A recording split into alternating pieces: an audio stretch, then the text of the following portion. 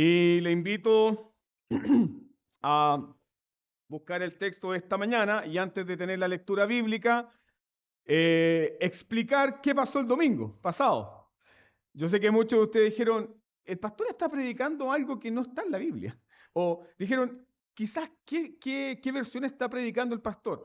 La verdad es que prediqué el sermón correcto, pero con el pasaje equivocado. ¿Por qué?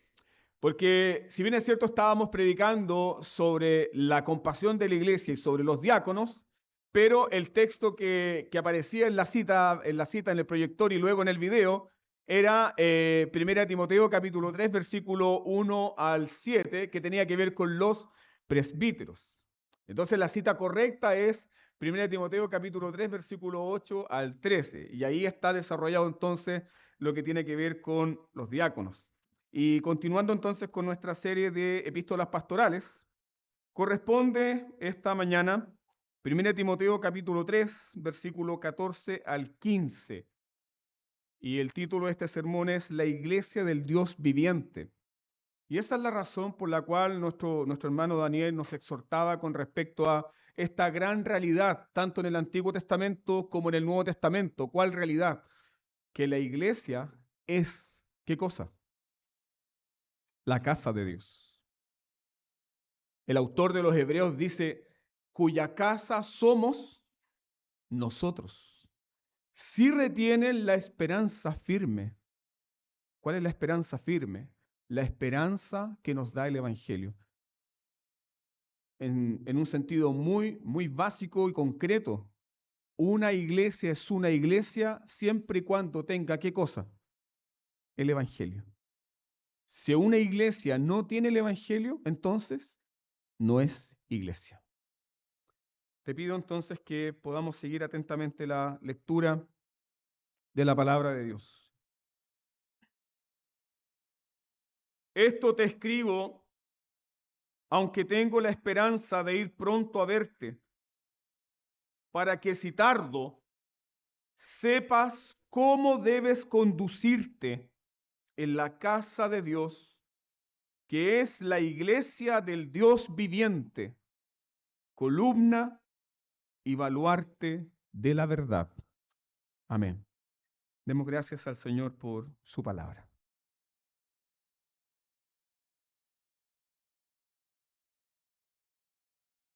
Amado Padre Celestial, yo te ruego que todos los aquí presentes, podamos ser, Señor, sobrecogidos por esta verdad tan asombrosa, esta verdad tan grande de que tú moras en medio nuestro, de que esta es tu casa. Y entendemos, Señor, que este es un lugar que nosotros arrendamos. Entendemos, Señor, que este lugar muchas veces se usa para fines no santos, no religiosos. Pero entendemos, Señor, que cuando dos o tres se reúnen en tu nombre, tú estás en medio nuestro.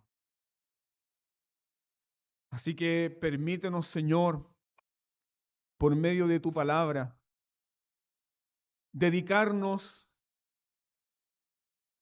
a buscar tu rostro. Dedicarnos, Señor, ahora a oír tu voz por medio de tu palabra. Señor, aquieta nuestros corazones. Como decía tu Hijo, Señor, que podamos ser librados del engaño del pecado. Y el pecado, Señor, nos engaña, haciéndonos creer que estar aquí es una pérdida de tiempo. El pecado nos engaña, Señor, haciéndonos creer que tú no tienes compasión, que tú nos has olvidado, que tú no entiendes la situación en la cual estamos pasando, sea cansancio, debilidad, enfermedad. Padre, esta es tu casa. Y en tu casa, Señor, tú tienes lo mejor para tus hijos. Padre, lo mejor que el mundo le pudo entregar al hijo pródigo fue solamente comida de cerdos. Pero tú, Señor, tienes pan del cielo para nosotros. Tú nos amas, Señor. Tú nos amas, Señor. Yo te ruego, Padre, que todos podamos ser sobrecogidos por la realidad de tu presencia, por la realidad de tu amor. Señor, que el niño que está ahí inquieto sea, Señor, sobrecogido por tu presencia. Tú lo has prometido, Señor, tú has prometido bendecir a los hijos del pacto. Estos son tus hijos, Señor, porque tú los reclamas como tuyos. Es tu herencia, oh Señor. Sean niños, sean adolescentes, sean jóvenes, tú los reclamas, Señor. Y por eso están aquí. Y por eso nosotros, Señor, los hemos traído hasta acá, delante de ti, porque son tuyos y te pertenecen. Señor, ahora entonces, habiendo escuchado tu palabra, yo te ruego la iluminación de tu Santo Espíritu. Yo te ruego la llenura de tu Espíritu Santo sobre nuestras débiles vidas. Yo te ruego, Señor, el poder y el consuelo que solamente tu Santo Espíritu puede entregar a nuestros corazones. Para que tu palabra, Señor, haga vida en nuestras vidas y sea aplicada con poder para vivir para la gloria de tu santo nombre. En el nombre de Jesús oramos. Amén. Hemos llegado, queridos hermanos, a el corazón de esta primera carta del apóstol Pablo a Timoteo. Este es el corazón de la epístola. Cuando hablamos del corazón de la epístola nos referimos a que este es el tema central, el eje central, lo que domina toda la carta. Y en este tema central que domina toda la carta, en las palabras que acabamos de leer, nosotros podemos sentir la urgencia del apóstol Pablo. Podemos apreciar la urgencia del apóstol Pablo. Una urgencia que transmite a su hijo Timoteo en la fe. Esta urgencia por la cual el apóstol Pablo le rogó a su amado hijo Timoteo que se quedara en Éfeso. ¿Recuerda usted que Pablo continúa su viaje hasta las iglesias de Macedonia? Pero en Éfeso habían problemas.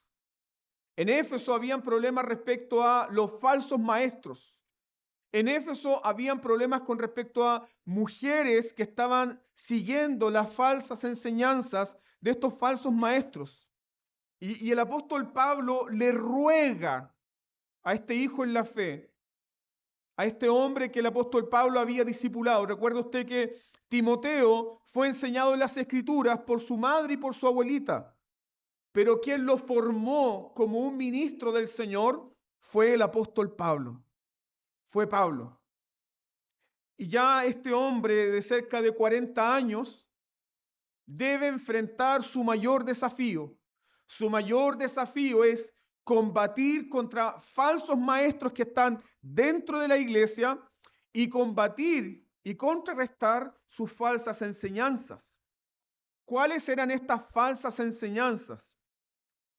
Ustedes recuerdan que los falsos maestros de Éfeso, según 1 Timoteo capítulo 1, versículo 3, estaban enseñando doctrina diferente, ¿cierto? Y luego el apóstol Pablo dice que estos falsos maestros, queriendo ser doctores de la ley, ¿qué terminaron haciendo? Mandaron y prohibieron cosas que Dios no prohibía, como por ejemplo, ellos prohibían el casarse. Ellos prohibieron ciertos alimentos. Ellos enseñaron a la iglesia que guardando ciertos ritos y ciertas tradiciones de la ley podían ser aceptados por Dios.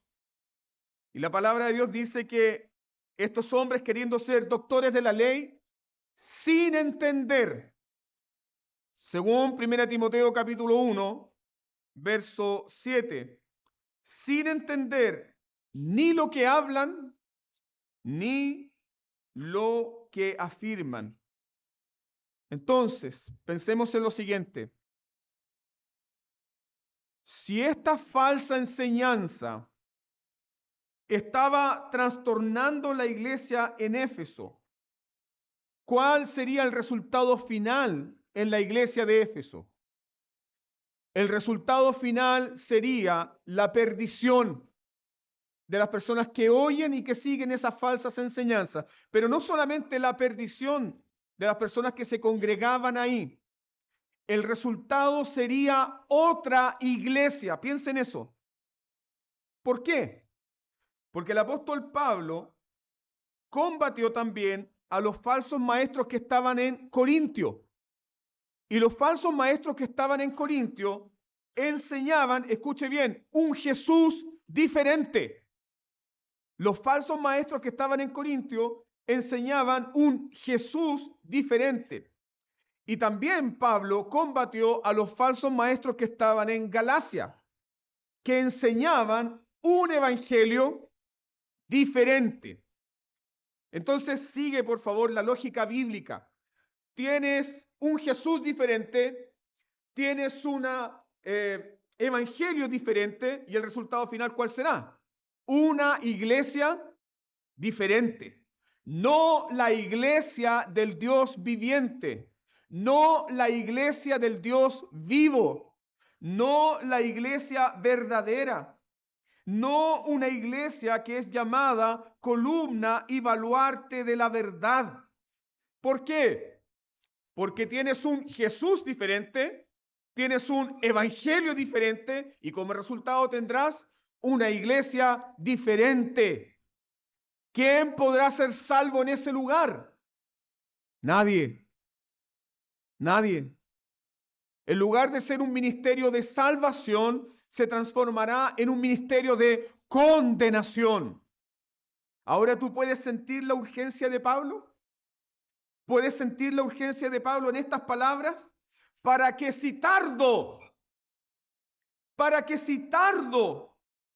sepas cómo debes conducirte en la casa de Dios, que es la iglesia del Dios viviente, columna y baluarte de la verdad. Toman el pulso a la urgencia de Pablo, toman el pulso. Y parece que el pulso aquí de Pablo está acelerado. ¿Por qué? Porque Pablo no es un idealista.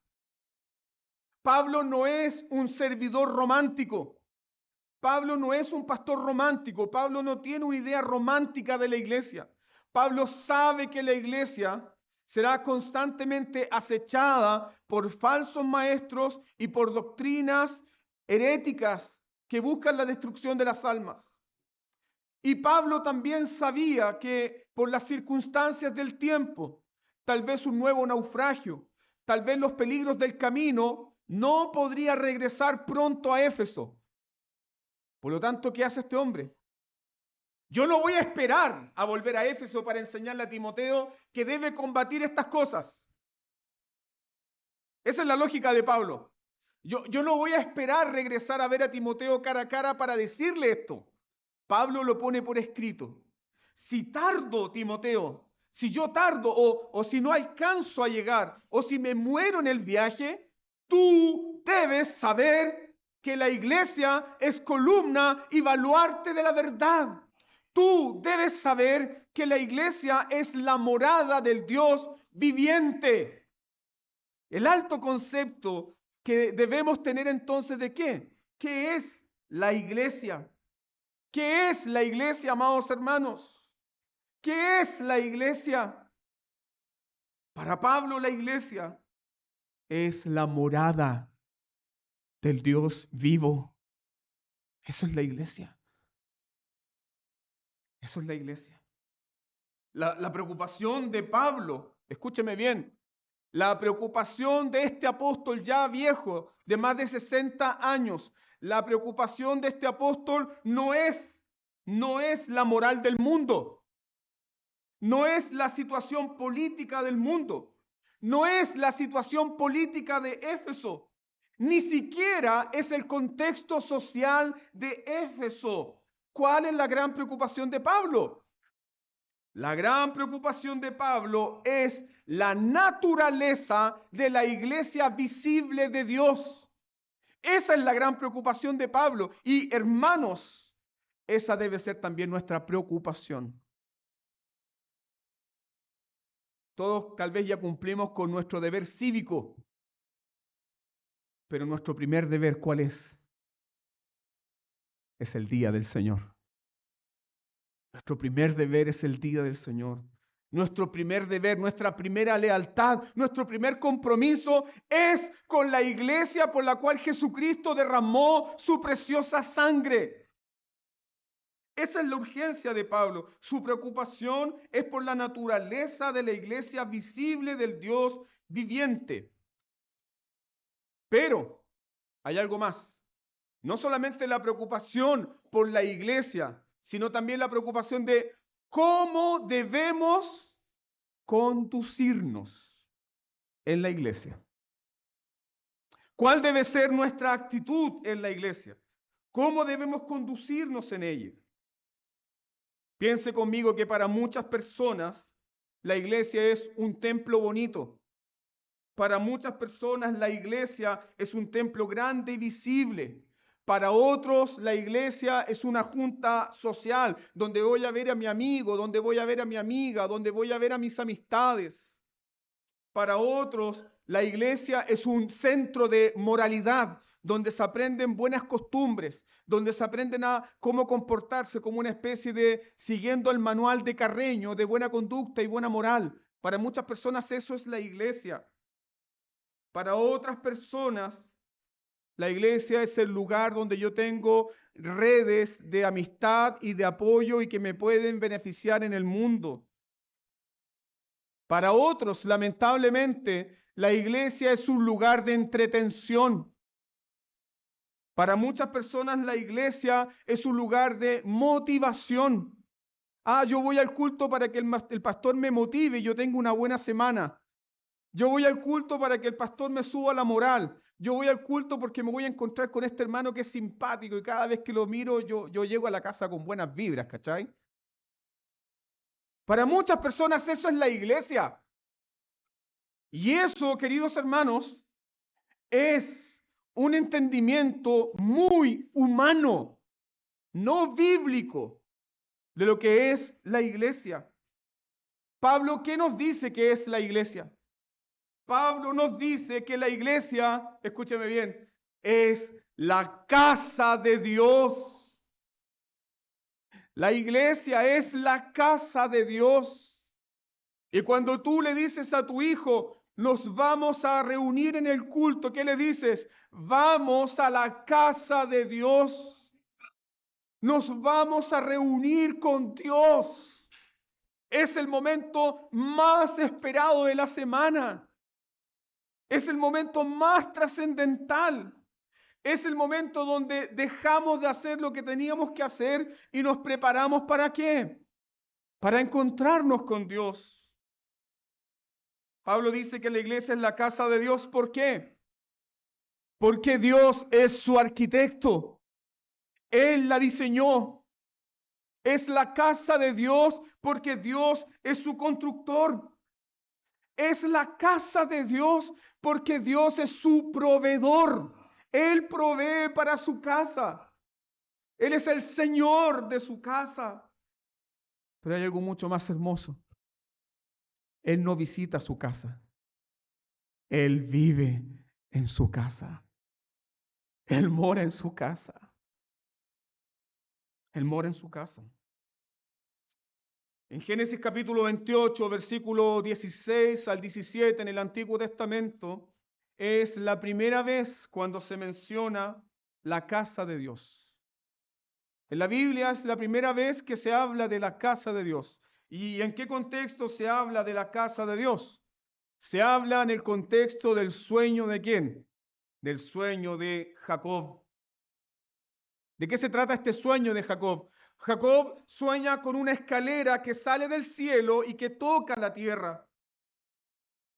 Y cuando despertó Jacob de ese sueño, ustedes recuerdan quién era Jacob. No era un hijo trabajador, no era el modelo de hijo, pero era un hijo del pacto, amado por Dios, el engañador, que tuvo un encuentro con Dios. Y cuando Jacob despierta de ese sueño, sus palabras son las siguientes: ¡cuán terrible es este lugar! ¡Cuán terrible es este lugar! No es otra cosa que casa de Dios y puerta del cielo. Luego Jacob dijo: ciertamente Jehová estaba en este lugar y yo no lo sabía. Cuán terrible es este lugar. No es otra cosa que la casa de Dios y puerta del cielo. ¿Qué nos enseñan las Escrituras? Que donde Dios mora, donde está su presencia, allí que está. Ahí está su casa, el lugar de su habitación. Entonces, en las Escrituras tenemos este patrón, esta terrible presencia de Dios que se manifestó en el sueño de Jacob. Esa terrible presencia de Dios llenó el tabernáculo. Esa terrible presencia de Dios llenó el templo. Pero luego esa presencia de Dios se manifestó en carne y caminó con nosotros. Y cuando Cristo Jesús murió, resucitó y ascendió a los cielos, Él dijo: yo voy a enviar mi Espíritu Santo para que more en cada uno de ustedes y yo estaré con ustedes para siempre. ¿Dónde mora entonces la presencia de Dios? Dios ha venido a morar, ya no en templos hechos por mano de hombres. Dios ya no mora en edificios. Dios ya no mora en edificios ni en casas construidas por manos de hombres.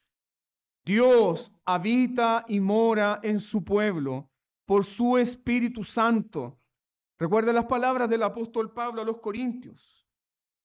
2 Corintios capítulo 6, verso 16. Pablo le dice a los corintios: ¿o no saben? ¿O acaso ustedes no saben? ¿O acaso ustedes ignoran que son templo de qué? Del Dios viviente. ¿Quién eres tú? Soy un hombre enfermo, una mujer enferma, un hombre pobre, un hombre débil, miserable. ¿Quién eres tú? Soy una persona abrumada por los problemas, pastor. He tenido una semana horrible. ¿Quién eres tú? ¿Quién eres? Eres templo del Dios viviente.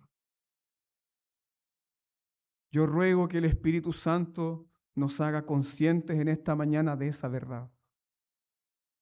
¿Quién eres? Soy templo del Dios vivo. Cuando yo estaba perdido, cuando yo estaba sumido en la condenación, cuando tú y yo estábamos perdidos en tinieblas de maldad, tú y yo éramos los establos apestosos de Satanás. Éramos guarida de demonios. Pero Él obró y nos consagró y nos compró con su sangre y nos limpió y nos purificó con su palabra, y ahora tú y yo somos morada del Dios viviente. Eso es lo que tú eres. Eres morada del Dios vivo. Morada del Dios vivo. ¿Y qué más dice el apóstol Pablo a los corintios? ¿O es que acaso ustedes ignoran que son templos del Dios viviente? Luego Pablo les recuerda las promesas del pacto. Escuche bien, ¿cuáles son las promesas del pacto? habitaré y andaré entre ellos. Habitaré y andaré entre ellos. Y seré su Dios y ellos serán mi pueblo. Entonces, hermanos, saquemos de nuestro lenguaje la siguiente palabra. Yo voy a la iglesia el domingo. No, yo me uno a la iglesia. Me uno al pueblo de Dios. Porque Dios mora en mí. Por su Espíritu. Pablo nos dice que Dios reclama a su iglesia como su morada. Y eso es muy importante recordarlo, hermanos, sobre todo cuando nosotros tenemos semanas difíciles. La iglesia no es un lugar que Dios visita. Dios no visita la iglesia esporádicamente. Dios mora en medio de su pueblo. No es un lugar que visita. La iglesia es su morada.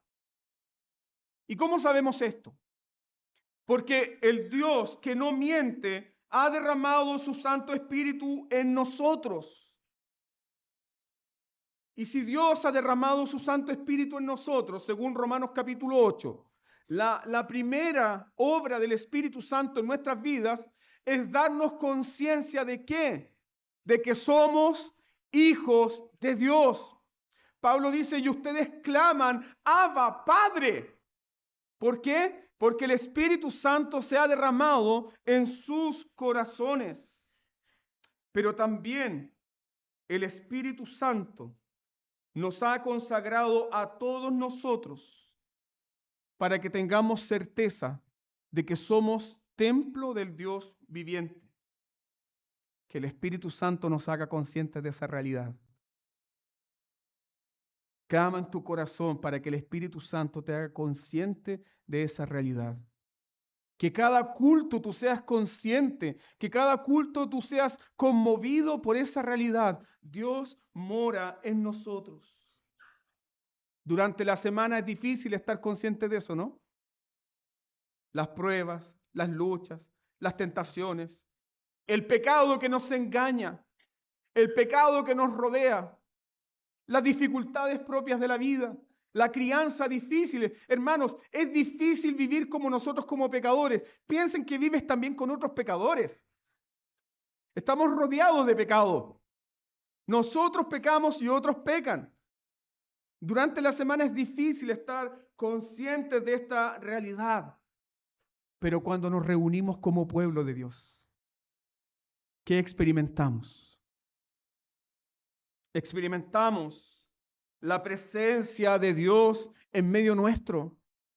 Su Espíritu Santo viene como un soplo apacible a nuestras vidas para convencernos de que somos su pueblo, para fortalecernos, para vivificarnos. ¿Por qué? Porque la iglesia es la morada del Dios vivo. Hermanos, y cuando nos reunimos en un culto bien ordenado, cuando nos reunimos en una celebración de culto ordenada, tenemos la garantía de que Dios está en medio nuestro. Yo te invito a buscar en tu Biblia, 1 Corintios capítulo 14, verso 25.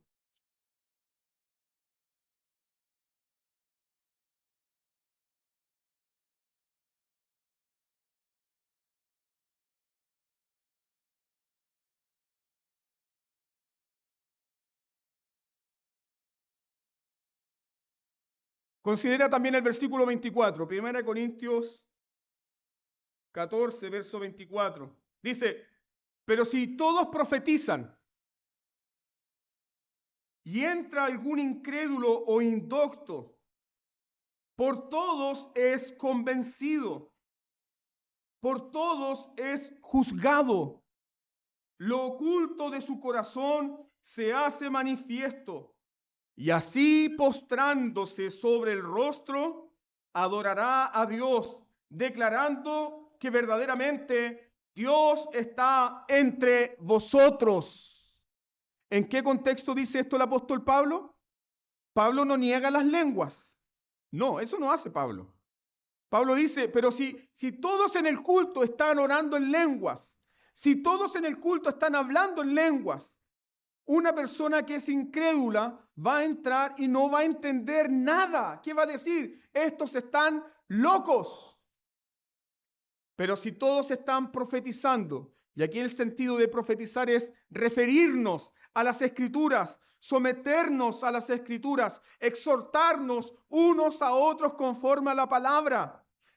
Si todos en sus corazones están comiendo la palabra de Dios y recibiendo la palabra de Dios con mansedumbre, ese hombre incrédulo será convencido ¿de qué? De que Dios está en medio de su pueblo.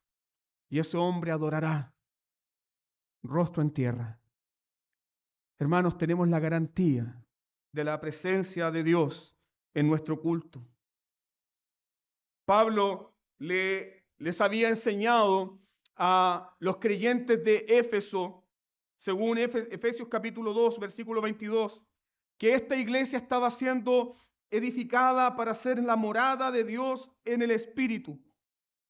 Y ahora, cuando le escribe a Timoteo, quien está en Éfeso, Pablo les recuerda lo siguiente: ellos son la morada del Dios viviente. Y Timoteo, como pastor, debe aprender a saber cómo conducirse en la casa de Dios, que es el Dios vivo. Pregúntate, recordar nuevamente que son la morada de Dios, ¿cuán edificante fue para esta iglesia? Permíteme solamente ilustrar esto con el contexto en el cual estaba la iglesia de Éfeso. Ellos no adoraban en un templo. Ellos no tenían un templo. Probablemente ellos tenían un lugar como nosotros. Probablemente ellos se reunían en alguna sede. Probablemente ellos se reunían en alguna cueva. Probablemente ellos se reunían en algún edificio de algún hermano. Probablemente ellos se reunían en alguna catacumba, según lo que hemos aprendido de la historia de la iglesia. Pero ellos no tenían un templo. Pero cuán consolador y cuán edificante fue escuchar de Pablo decir: ustedes no necesitan un templo. Ustedes son el templo del Dios vivo. Ustedes son la morada de Dios. ¿Y en qué contexto Pablo les menciona esto? Éfeso, la ciudad de Éfeso, tenía una de las 7 maravillas del mundo antiguo. Y una de esas 7 maravillas del mundo antiguo era el templo de Diana, Diana de los Efesios. Su templo era hermoso, su templo era pomposo, su templo podía ser apreciado desde las colinas. Era un templo inmenso, era un templo precioso, una de las 7 maravillas del mundo antiguo. Pero en ese templo no había vida. No había vida. Porque el Dios vivo no habita en templos hechos de manos de hombres. Ese era un templo de muerte. ¿Por qué? Porque estaba dedicado a la diosa Diana, un ídolo muerto. Tienen manos, mas no tocan. Tienen ojos, mas no ven. Tienen lengua, mas no hablan. Pero Dios te habla, Dios te toca, Dios está cerca de ti, Dios mora en ti. Ese fue el consuelo que recibió esta iglesia. Dios habita entre su pueblo, porque la iglesia es su morada. La iglesia es la morada de Dios. Entonces, cada vez que nos reunimos, queridos hermanos, cada vez que nos reunimos para adorar al Señor en un culto público, ¿qué hacemos? Somos llamados a la adoración. Dios nos invita. Dios nos llama, luego oramos, luego cantamos, luego la palabra de Dios es recitada antifonalmente, luego confesamos nuestros pecados. ¿Por qué? Nunca lo olvide, porque Dios no visita su iglesia, Dios mora en ella. En términos coloquiales es decir lo siguiente: Dios está en casa. Dios está en su casa. Y Él se siente a gusto en su casa porque mora con su pueblo. Él está en casa. Una verdad tan sencilla, pero una verdad tan sublime, que yo escuchaba de niños cantar: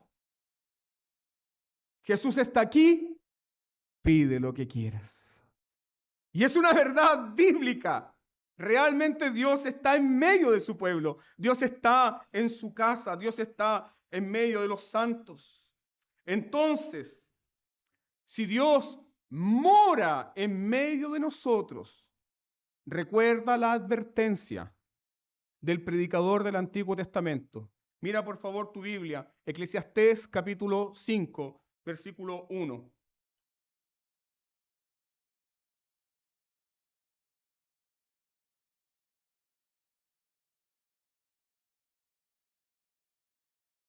Eclesiastés 5:1 dice: cuando fueres a la casa de Dios, guarda tu pie.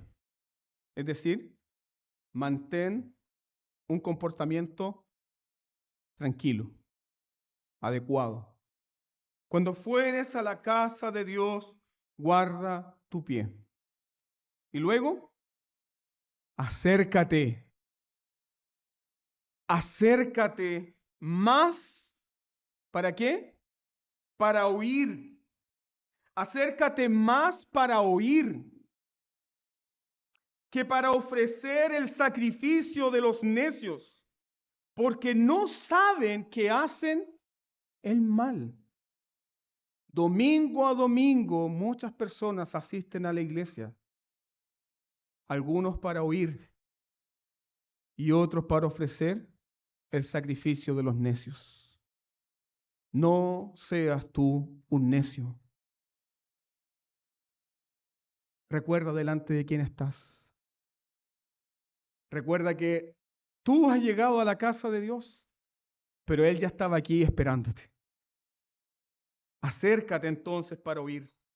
Y ahí entendemos entonces el consejo del apóstol Pablo. No es un consejo nuevo. No es nuevo lo que el apóstol Pablo está diciéndole a Timoteo. Por si tardo, Timoteo, tú debes saber cómo debes conducirte en la casa de Dios, que es su iglesia, su morada, la iglesia del Dios vivo. ¿Qué es la iglesia? El lugar donde a Dios le agrada estar. ¿Te gusta estar en el culto? A Dios le gusta. ¿Te gusta reunirte con tus hermanos? Aún con esos hermanos que, no sé, no te caen tan bien. ¿Te gusta reunirte con esos hermanos mal gestados? Dios ama a su pueblo. Y a Dios le encanta reunirse con su pueblo. Por lo tanto, si amamos a Dios, si el amor de Dios está en nuestros corazones, debemos estar donde Dios mora. Pero queridos hermanos, según el versículo 15 de 1 Timoteo capítulo 3, la iglesia no solamente es la morada de Dios. No solamente la iglesia es la morada de Dios. El texto nos enseña que la iglesia es también donde mora la verdad. No solamente la morada de Dios. El texto nos enseña que la iglesia es donde mora la verdad. La verdad de Dios.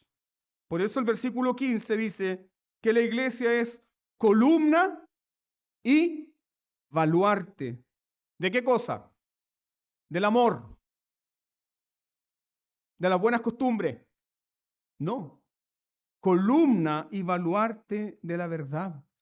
¿Por qué? Porque ya el apóstol Pablo les había enseñado a los efesios, en la epístola a los Efesios capítulo 2, versículo 20, que la iglesia ha sido edificada ¿sobre qué fundamento?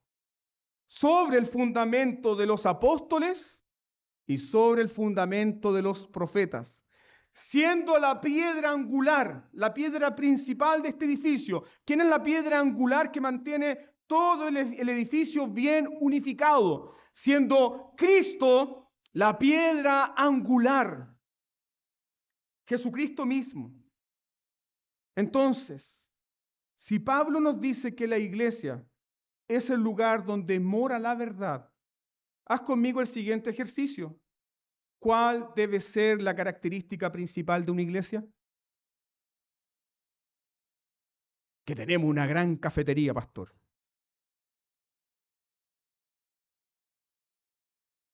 Si Dios mora en medio de su pueblo, y si Dios mora en medio de su pueblo, y Pablo nos dice que la iglesia es columna y baluarte de la verdad, ¿cuál debe ser la gran marca, la principal marca de la iglesia?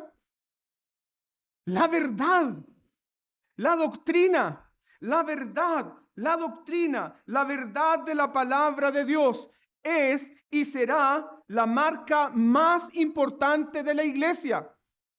Sí, amados hermanos. Hoy en día muchas personas quieren menospreciar la doctrina y la enseñanza de la palabra de Dios por preferir otro tipo de situaciones en la iglesia, por preferir amistades, sustituirlas para que la iglesia sea una cosa social. Pero desde los primeros días de los apóstoles hasta el último día, cuando regrese nuestro Señor Jesucristo, la principal marca de la iglesia será la verdad. Será la doctrina, será la palabra de Dios. Mira por favor en tu Biblia, Hechos capítulo 2, versículo 42. Hechos 2, 42. Desde el primer día, cuando comienza a levantarse la iglesia. Hechos 2, 42 dice, y perseveraban, ¿en qué? En la doctrina de los apóstoles, en la comunión unos con otros, en el partimiento del pan y las oraciones. Detengámonos acá. ¿Usted cree en la inspiración verbal de la palabra de Dios? ¿Tú crees que todo lo que está en la Biblia ha sido inspirado por Dios? Palabras, las frases, todo, el orden gramatical, todo. Sí. Entonces, si Dios inspiró esto, ¿cuál es la primera principal? La marca principal es la doctrina. El libro de los Hechos nos dice que perseveraban en la doctrina. ¿Y por qué es tan importante esto? Porque es la doctrina, es la sana doctrina, es el evangelio, es la palabra de Dios lo que permite la comunión verdadera. No es al revés. No es, ¿saben qué, hermanos? Nosotros vamos a tener una completada para tener comunión. ¿Saben qué, hermanos? Nosotros vamos a hacer una choripanada para tener comunión. ¿Sabe qué? Pastor, la iglesia le falta comunión, entonces vamos a tener muchos asados y muchos paseos para fomentar la comunión. No. La verdadera comunión es producida por el evangelio. La verdadera comunión es producida por la doctrina. Y es la doctrina la que le da sentido a la comunión. Ahora, fíjate en el orden divino. Es la doctrina la que explica el partimiento del pan.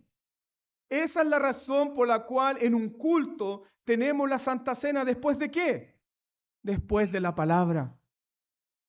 Esa es la razón por la cual en un culto bautizamos después de ¿qué? Después de la predicación de la palabra. Es la doctrina. Y luego es la doctrina la que dirige y da orden a nuestras oraciones. Cuán importante para el apóstol Pablo es la iglesia como columna y baluarte de la verdad. Pablo usa las siguientes figuras. Pablo usa la palabra columna para describir la relación de la iglesia con la doctrina. ¿Qué hacen estos pilares? Miren acá. ¿Qué están haciendo estas columnas? ¿Qué hacen estos pilares? Sostienen el techo, ¿cierto? Y vemos que en este edificio hay muchos pilares y muchas columnas. ¿Por qué? Porque el techo es pesado. Pablo al decir que la iglesia es columna de la verdad, no está diciendo que la iglesia sostiene la verdad. Es así como lo interpreta la iglesia de Roma. Para la iglesia católica romana, es la iglesia la que sostiene la verdad. No. ¿Quién es el fundamento de la iglesia? Cristo Jesús. Su evangelio, predicado por los profetas y apóstoles. Entonces, cuando Pablo dice que la iglesia es columna y pilar de la verdad, no está diciendo que la iglesia sostiene la verdad. No. Lo que está haciendo Pablo es usar una ilustración. ¿Para qué? Pablo dice que la iglesia es columna de la verdad porque ilustra la misión de la iglesia. ¿Cuál es la misión de la iglesia? ¿Qué hacen estas columnas? ¿Qué hacen estos pilares? Elevan el techo. ¿Cuál es la misión de la iglesia entonces? Elevar la doctrina. Es levantar la verdad. Es mantener en alto la verdad. Es mantener en alto la palabra de Dios. Es honrar la palabra. La misión de la iglesia es levantar la palabra. ¿Para qué? Para que todos vean la doctrina. Eso es lo que Pablo está diciendo. La iglesia es columna de la verdad. La misión de la iglesia es elevar la verdad, es hacerla visible para que todos la contemplen, para que todos la vean. Mientras que la iglesia católica romana, ¿qué enseña? Que la iglesia determina qué es verdad. Que el magisterio, que los curas, los obispos, los párrocos, el papa, determinan qué es verdad. Para la iglesia católica romana, la tradición determina qué es la verdad. Pero nosotros como evangélicos protestantes, ¿qué creemos? Es la Biblia. Es la Biblia la que determina qué es verdad. Y la Biblia nos enseña que la iglesia no es dueña de la verdad. ¿Qué hace la iglesia? Simplemente la expone. Eso hacemos como congregación.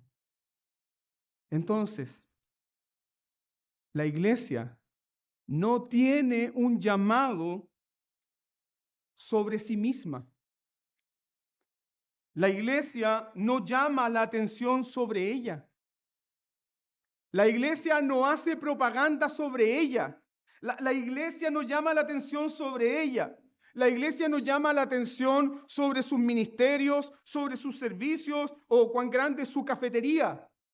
Vengan a nuestra iglesia porque tenemos café de Starbucks. Vengan aquí, vengan ahora, vengan a nuestra iglesia porque tenemos las mejores instalaciones. Tenemos aire acondicionado y tenemos butacas de cuero. Por favor, ven. La iglesia no llama la atención sobre lo que puede ofrecer. La iglesia es columna de la verdad. Por lo tanto, la iglesia llama la atención ¿a qué? Llama la atención sobre la verdad de la palabra de Dios. Y lo que está haciendo el apóstol Pablo aquí es hablarle a los efesios en un lenguaje que ellos podían comprender. ¿Por qué? Porque Éfeso tenía el templo de Diana. Y el templo de Diana tenía 100 columnas jónicas. 100 columnas. El templo de Diana tenía 100 columnas jónicas. Esas columnas griegas que ustedes han visto, grandes, monstruosas. 100 columnas. ¿Y qué hacían? ¿Qué hacían esas columnas? Mantenían el pináculo y un techo de mármol que se podía ver ¿desde dónde? Desde kilómetros. Más que hace el Dios Todopoderoso en su pueblo. Una de las grandes promesas que Dios da a su pueblo en Apocalipsis capítulo 3, a la iglesia de Filadelfia. Al que venciere, yo le haré columna en el templo de mi Dios y no saldrá más. ¿Qué hacemos como morada de Dios? ¿Qué hacemos como el templo de Dios? Mantenemos la verdad del evangelio en alto. Anunciamos el evangelio para que todos puedan ver que aquí hay salvación, perdón de pecados, restauración, nueva vida. Eso hacemos. Y esto fue muy grato para los cristianos de Éfeso comprenderlo.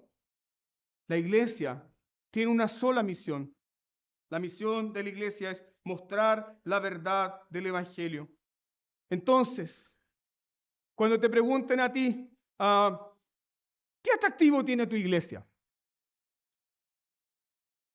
Tenemos un coro hermoso. No. ¿Cuál es nuestro principal atractivo? ¿Cuál es la perla más preciosa? ¿Cuál es la joya más linda que hemos recibido?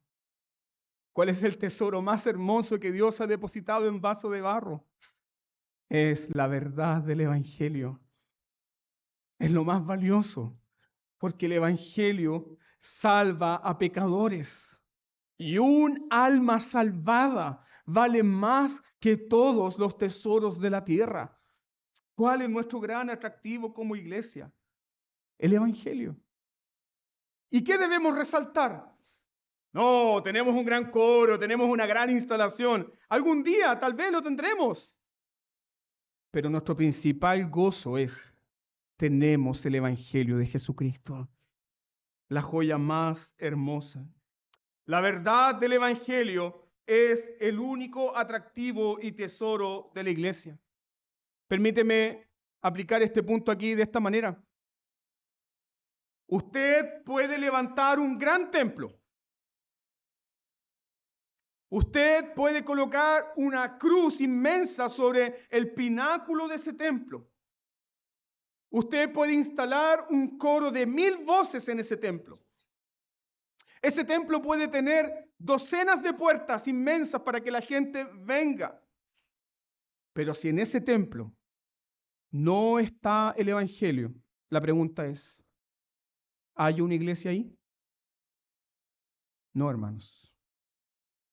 No lo hay. No hay una iglesia ahí.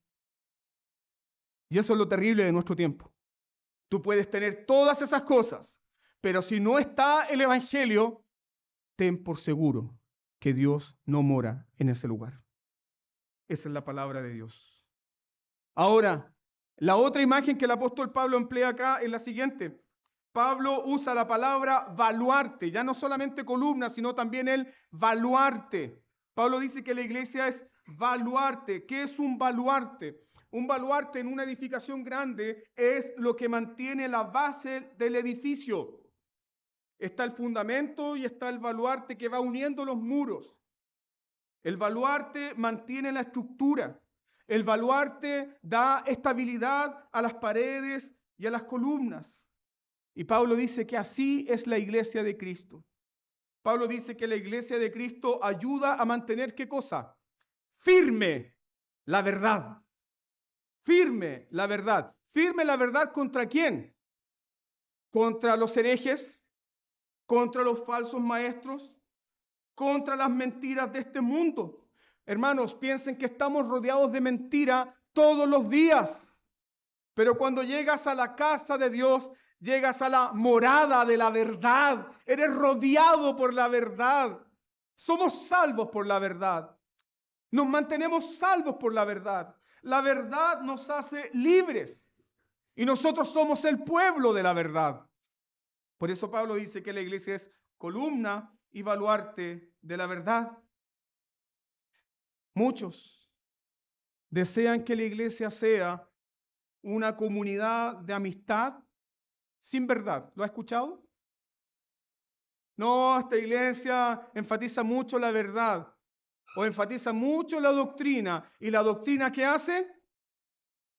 No hablemos de doctrina porque la doctrina separa, la doctrina divide. Sí, hermanos, la doctrina sí divide. La doctrina bíblica, la verdad bíblica, separa la luz de las tinieblas. La verdad del Evangelio separa lo santo de lo profano. La verdad del Evangelio separa a los siervos de Dios de los falsos maestros. La verdad del Evangelio separa lo santo de lo mundano. La verdad del Evangelio separa la verdad de la palabra de Dios de las mentiras del mundo. Entonces, mientras la iglesia sea la iglesia siempre tendrá que enfrentar falsos maestros, falsas enseñanzas, amenazas, mentiras y herejías destructoras. Nuestro primer llamado, ¿cuál es? Ser columnas y baluartes de la verdad. Piensen cuán horrible hoy es que la iglesia sea vista simplemente como una institución de beneficios sociales. ¿Cómo consideran los políticos a la iglesia? ¿Y cuál es la imagen que los políticos tienen de la iglesia? No, las iglesias evangélicas en Chile han ayudado mucho a reinsertar a los presos en la sociedad. No, la iglesia ha ayudado mucho a sacar a la gente de las drogas. No, la iglesia ha ayudado mucho a darle esperanza a los pobres. La iglesia es reconocida simplemente por su acción social. Pero no es reconocida ¿por qué? Por ser columna y baluarte de la verdad. Y ahí entendemos que la iglesia tiene un llamado profético.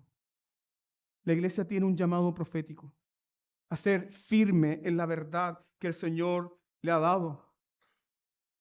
Y aquí nosotros podemos reflexionar juntos que cuando la iglesia olvida el evangelio, cuando la iglesia se desprende del mensaje de la cruz, cuando la iglesia deja de anunciar el señorío de Jesucristo por sobre todas las cosas, ¿qué hace el mundo?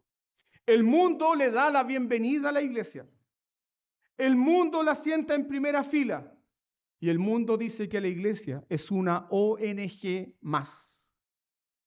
Pero ya la iglesia no es columna y baluarte de la verdad. Entonces, punto para cerrar aplicativo. Si la iglesia visible, la iglesia donde tú sirves, es una columna y baluarte de la verdad, ¿cómo debes conducirte en la iglesia? ¿Cómo? Permíteme ofrecer las siguientes aplicaciones que hemos visto hasta el capítulo 3 de 1 Timoteo. Número 1. Recuerda que Dios mora en ella. Recuerda que la iglesia es la casa de Dios. Por lo tanto, no es el living de tu casa. ¿No entiendes? No podemos comportarnos como nos comportamos en el living de nuestra casa. No podemos comportarnos como si estuviéramos en el patio de nuestra casa o en el quincho de nuestra casa. La iglesia es la morada de Dios. Recuerda cómo conducirte. Recuerda, segundo, número 2.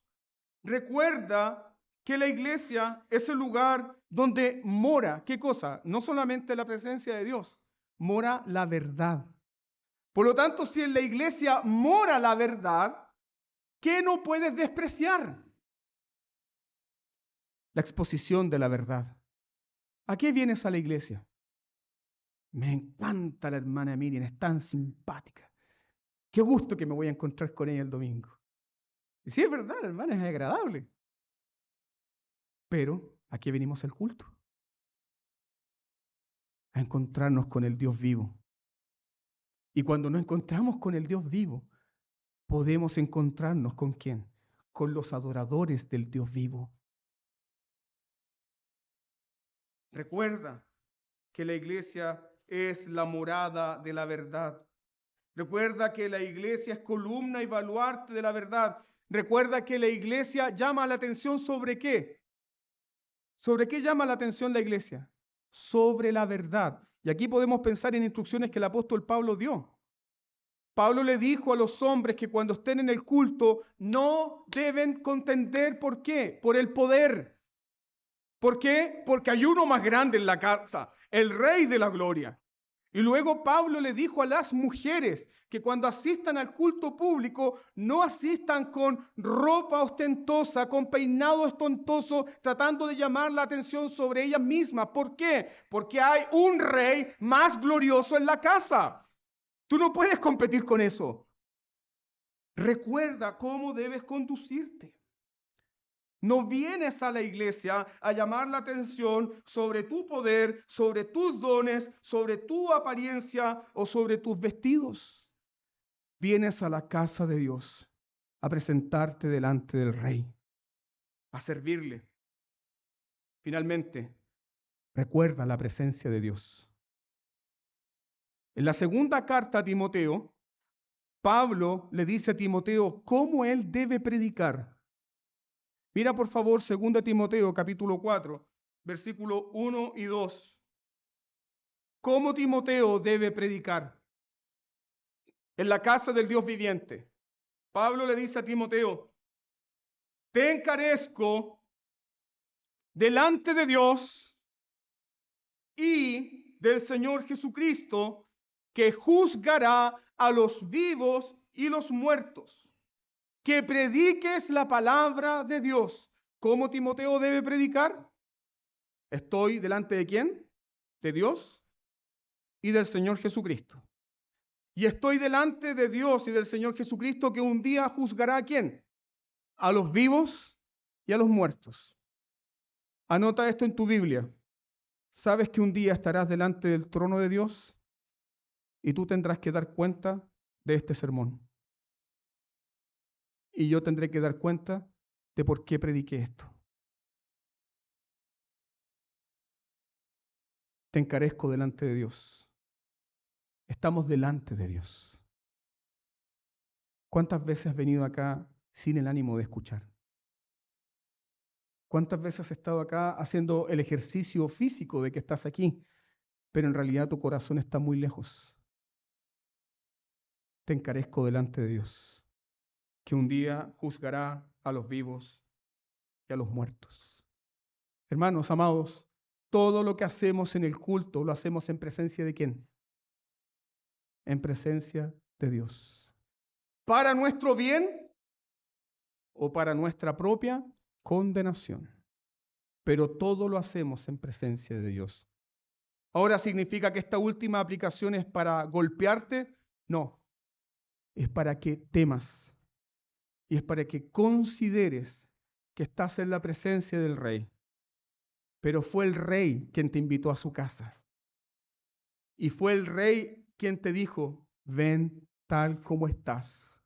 El Rey no te dijo, arregla tu corazón. El Rey no te dijo, limpia tus pecados primero, porque no puedes autolimpiarte, porque no puedes automejorarte, porque no puedes cambiar tú solo. El Rey te dijo, ven. El Rey llama a los mendigos, el Rey llama a los pobres, el Rey llama a los que tienen corazones duros, y el Rey les ofrece nuevos términos de amor, de misericordia y de gracia.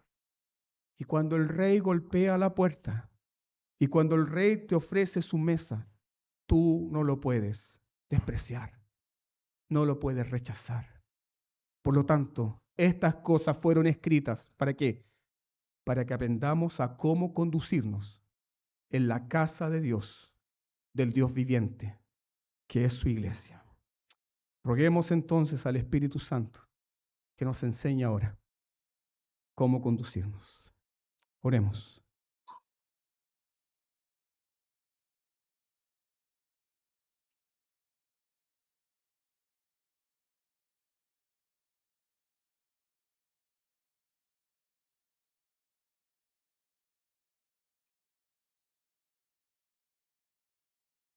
Señor, esto no es un gran templo, esto no es un gran edificio, esto no es un lugar lujoso, pero tu gloria está en medio nuestro. Porque donde está tu evangelio, verdaderamente tú estás allí. Señor, y nuestras palabras son para rogar perdón y misericordia por la forma en la cual nos hemos conducido en tu casa, que no es nuestra casa. Es el lugar donde te ha placido morar. Señor, gracias porque tú no visitas este lugar. Tú moras en medio nuestro, tu pueblo, y caminas con nosotros. Señor, yo te ruego ahora que tu Espíritu Santo aplique esta palabra en nuestros corazones para vida, para consuelo, para fortaleza. Señor, danos más convicción en tu verdad. Danos más convicción que nuestro primer llamado como iglesia local es ser columnas para levantar tu verdad, para levantar el mensaje de que tú amas y que perdonas y que salvas. Danos, Señor, esa gloria. Danos, Señor, esa gloria. Y aplica tu verdad en nuestros corazones. En el nombre de Jesús. Amén.